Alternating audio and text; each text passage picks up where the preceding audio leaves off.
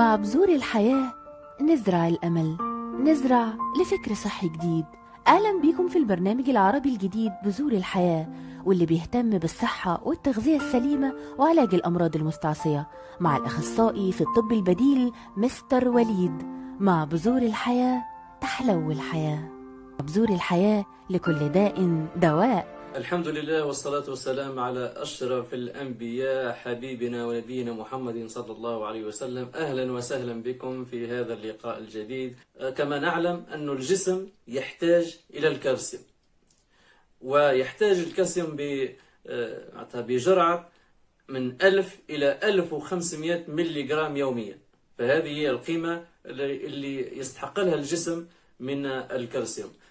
لو استهلكنا الكالسيوم بدون امتصاصه من الجسم فكأنما لم نفعل شيء، وبالتالي لابد أن تتوفر ظروف لامتصاص هذا الكالسيوم. من بين الظروف هذه لابد أن تكون لدينا غدة درقية، والغدة الجارة الدرقية تكون سليمتان من الالتهابات ومن الأمراض. وكما نعلم الغدة الدرقية والجارة الدرقية مسؤولتان بشكل كبير في امتصاص الكالسيوم بالجهاز العظمي وبالأسنان.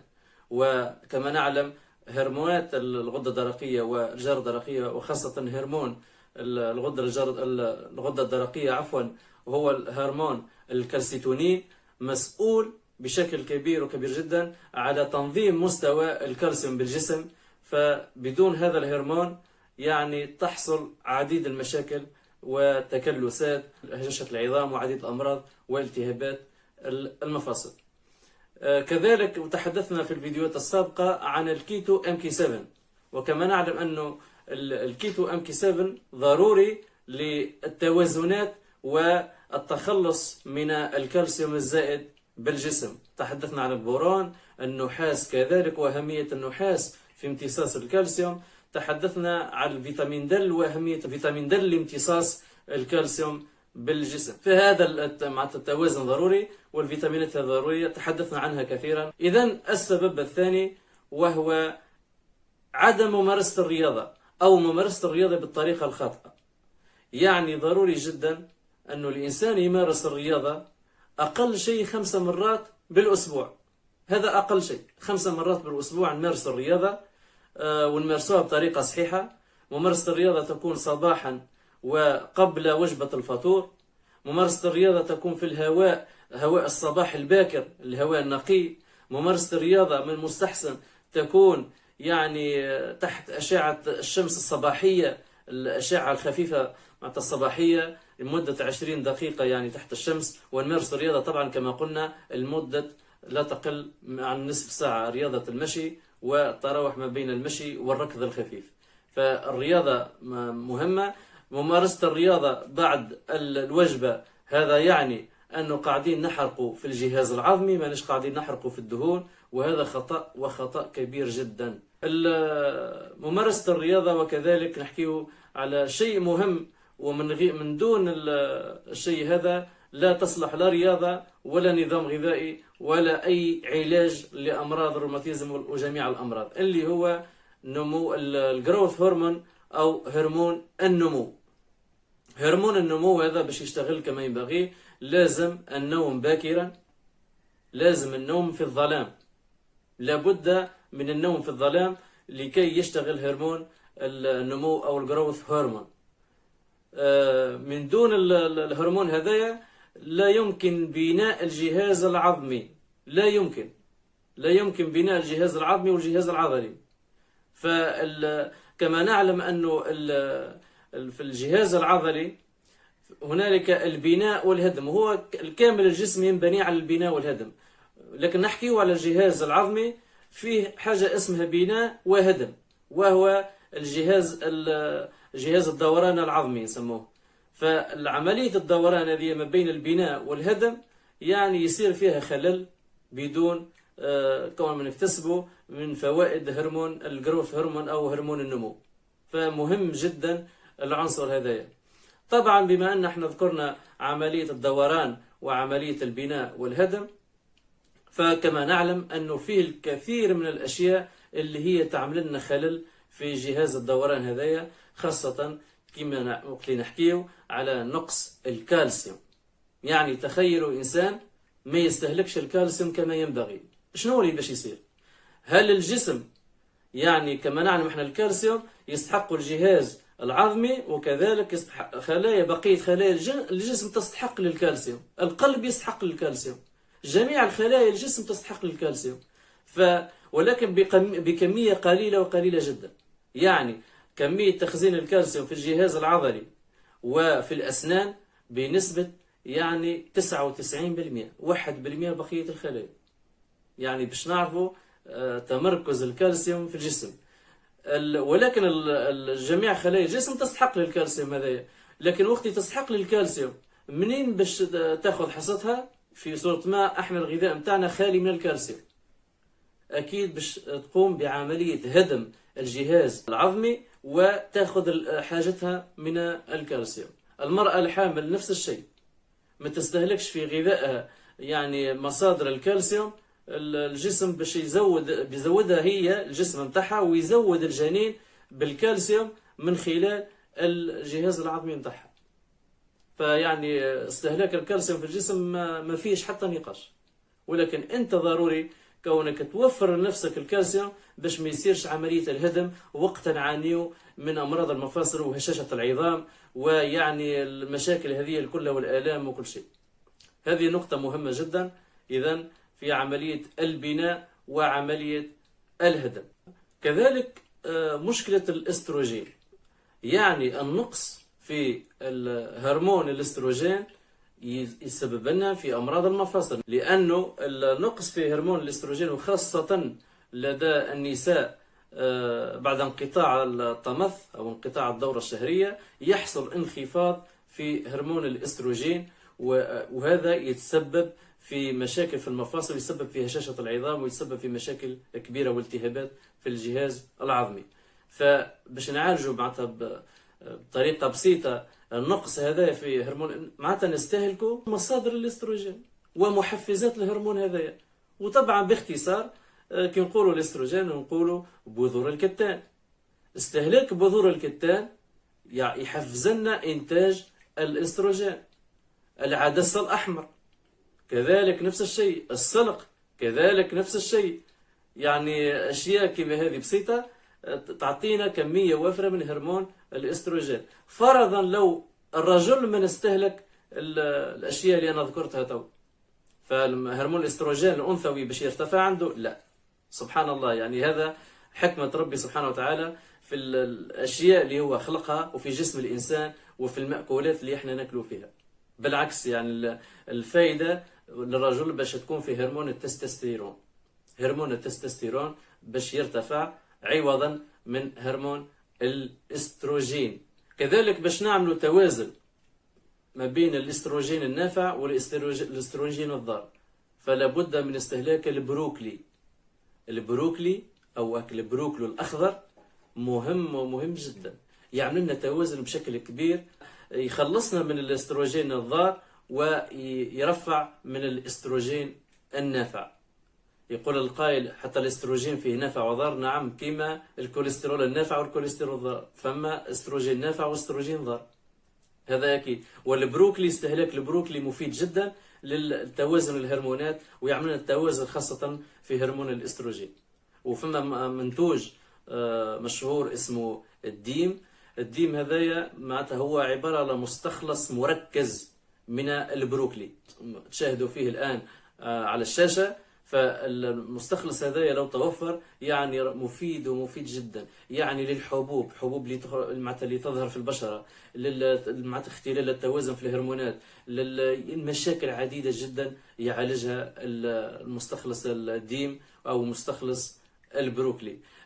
كذلك عصير البيتراف أو عصير البنجر.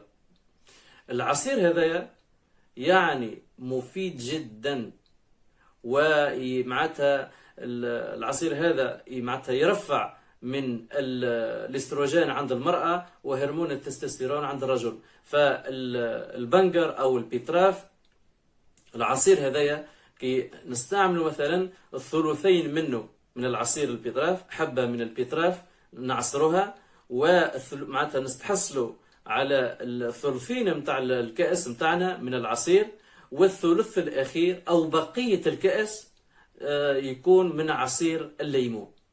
لواه الطريقة هذه؟ لأنه احنا نعلموا لكونه عصير البيتراف ما يلزمش نستهلكوه هكذا لوحده. عصير البيتراف يعمل تخثر في الدم ويعمل مشكلة كبيرة، خاصة الناس اللي تستهلك في أدوية المميعة للدم، فراهو استهلاك البيتراف الحاف هكذا لوحده راهو ممنوع. استهلاك البيتراف يكون مع الليمون، أو الطريقة الثانية مع الجزر وقشور التفاح. يعني نقشروا تفاحة، المنفعة كلها في التفاحة للأغلبية يطيشوا القشور ويستهلكوا كاللب، راهو المنفعة كلها في أكل القشور. دونك نقشروا تفاحة ونستعملوا القشور متاعها مع حبة أو حبتين من الجزر، ومع قطعة من أو حبة من البيتراف، معناتها نقوموا برحي هذا الخليط ونتحصلوا على عصير البيتراف الصحي. هذا بالنسبة للموضوع الاستروجين. يعني الكثيرات من النسوة يعانيوا من مشكلة المفاصل بسبب انقطاع التمث أو انقطاع الدورة الشهرية. فضروري وهكا علاش ركزت على النقطة هذه. كذلك من الأشياء اللي تتسبب في التهابات المفاصل وآلام شديدة في المفاصل الاستحمام بالماء الساخن. ولهنا الكثيرين معناتها باش يقولوا كيفاش، يعني حتى الاستحمام ما يكون مش بالماء السخون، يعني في الشتاء باش نستحموا بالبارد. صدقوني وهذا مثبت علميا، وهذا معناتها الشيء هذا راهو عن تجربة. الاستحمام بالماء البارد قادر باش يغير لك حياتك. الناس اللي تعاني من أمراض جلدية، الناس اللي تعاني من الخمول، الناس تعاني من الكسل، الناس اللي تعاني من تعب مفرط وما لقالوش السبب، الناس اللي تعاني من انكماشات في الجلد، الناس اللي تعاني من الوجه الشاحب، معناتها الشحوبة في الوجه، الناس اللي تعاني من المشاكل هذه الكل، وكذلك ضعف الجهاز المناعي، الأمراض الجلدية بانواعها، الناس اللي تعاني من هذا الكل وأمراض المفاصل خاصة، ننصحكم بالاستحمام بالماء البارد. راهو الاستحمام بالماء الساخن ما يعمل كان الأمراض الجلدية، ما يعمل كان مشاكل في المفاصل. يقول القائل كيفاش هو الماء ساخن ويعمل أمراض في المفاصل؟ بالطبيعة لأنه نستحموا بالماء الساخن ومن بعد نخرجوا للهواء البارد، مهما تكون مع درجة البرودة نتاع الطقس مع خارج الحمام، راهو الأكيد أنها باش تكون أقل بكثير من الحرارة اللي موجودة في الحمام إن كان شتاء أو صيفا. فهاك التغير هذاك الفجئي معناتها في الحرارة يعمل لنا شوك في الجسم، يعمل لنا شوك في المفاصل، ويتسبب لنا بالوقت مرة اثنين ثلاثة، يتسبب لنا في أمراض المفاصل والالتهابات. الجلد كذلك، التعرض الجلد للماء الساخن للحرارة الشديدة يعمل تلف في الجلد، يعمل لنا انكماشات وهكا التشققات في الجلدية. في تونس يقولوا الغربي هذاك نوع من مشاكل الجلدية، والسبب متاعها هو الماء الساخن. فالأشياء هذه مهمة جدا، راهو حاجات بسيطة ولكن هي من أسباب أمراض المفاصل. ذكرت في الفيديو السابق موضوع قوانين الجسم وقلت التأريض، ولكن نحبكم في الفيديو هذا تعرفوا لي كون التأريض فيه زوز أنواع. عندنا التأريض الإيجابي والتأريض السلبي. قلت لنا الإيجابي وفهمناه، الالتصاق المباشر بالأرض بالتربة. والتأريض السلبي هو الالتصاق بالمباشر اللي بالحاجز اللي بين الجسم الإنسان والأرض والتربة الحقيقية. شنو الحاجز هذا؟ طبعا أشكاله عديدة ومتعددة، من الأسمنت، من السيراميك، من أشياء اللي هي تفصل ما بين الجسم والأرض. النقطة الأخرى اللي ممكن نحكي عليها وهي استهلاك بعض الأشياء الضارة مثل الكحول، مثل التدخين، الأشياء هذه المخدرات، كل هذه راهو تتسبب في أمراض المفاصل وتتسبب في مشاكل كبيرة جدا بالجسم والكبد وجميع أعضاء الجسم تتضرر من الأشياء هذه. فهل يعقل الإنسان يستهلك في الكحول مثلا ويحب يتعالج من أمراض المفاصل أو مرض الكبد؟ هذا طبعا مستحيل، يعني ما هوش باش يفيده ولا علاج معناتها يقدر باش يفيده، ولا علاج يقدر باش يفيدك وانت تستهلك في الخبز. ولا علاج، ولا علاج يمكن يفيدك وانت تستهلك في المشروبات الغازية، ولا علاج ممكن يفيدك وانت تستهلك في الجلوتين بشكل كبير في الحبوب، ولا علاج باش يفيدك وانت تستهلك في حليب البقر، ولا علاج باش يفيدك وانت تستهلك في الأوميجا 6 بشكل كبير برشا واللي هي موجودة في الزيوت النباتية. تخلصوا من الأشياء هذه تنعموا بصحة جيدة وجيدة جدا. ما زالوا نقطتين ما لازمني نحكي فيهم، وهو الوزن الزايد والدهون الزايدة. لازمكم تفهموا هذه. الدهون الزايدة في الجسم، الدهون الزائدة في الجسم، هكا الدهون اللي تشوفوا فيها هذيك اللي خارجة في الخصر وكل شيء، هذيك بالنسبة للرجال تتحول لهم إلى أستروجين. وقت ما تسألونيش علاش نعانيو في مشاكل جنسية أو نعانيو من الضعف الجنسي، إذا أنت عندك وزن زايد ما تسألنيش علاش الوركين متاعك يوجعوا فيك، ما تسألنيش علاش عندك آلام في المفاصل. الوزن الزايد هو السبب في أغلب الأمراض اللي موجودة في الجسم، أكل جلطات وأكل الدهون الثلاثية وأكل الأشياء كلها. راهو الوزن الزائد أول شيء لازمك تأخذه بعين الاعتبار. الشيء الثاني واللي لازم نحكوا فيه هي بعض الأشياء اللي نستهلكوها ولكن ما نعرفوش هي تكون نافعة، ولكن احنا بطريقتنا نحولوها لأشياء ضارة. استهلاك يعني بعض الأعشاب واللي هي مفيدة ولكن احنا نحولوها لضارة. مثلا استهلاك عشبة الكركديه، والكثيرين يعرفوا عشبة الكركديه اللي هي تصلح من لضغط الدم وللقلب والمشاكل عديدة، جهاز المناعي وعديد المشاكل والالتهابات اللي في الجسم نعالجوها بالكركديه.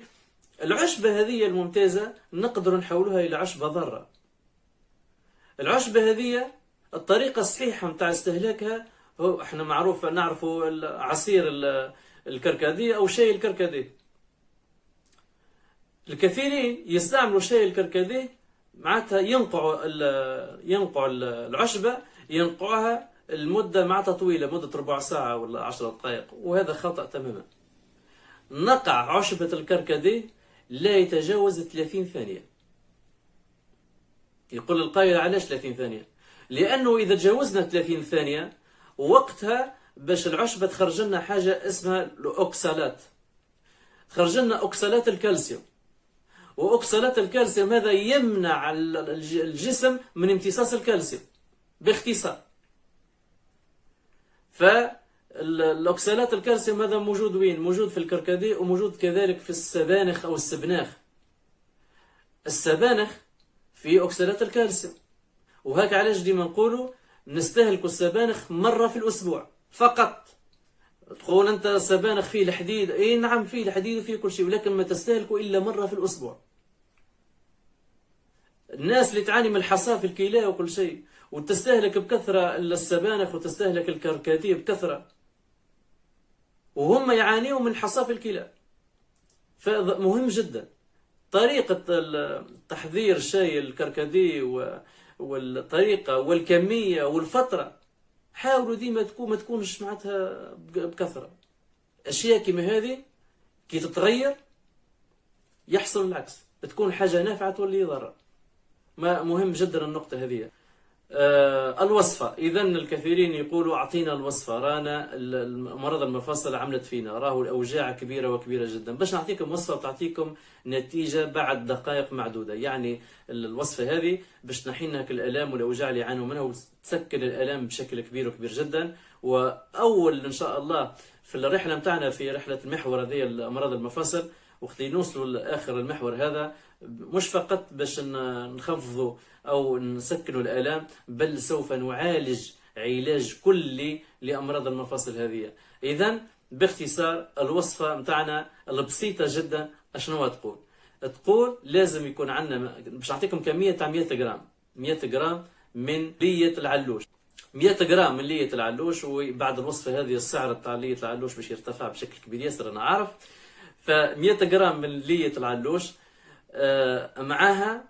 معاها 10 ملي من زيت الخردل، معاها 10 ملي من زيت القرنفل، ومعاها 10 ملي من زيت جوز الطيب.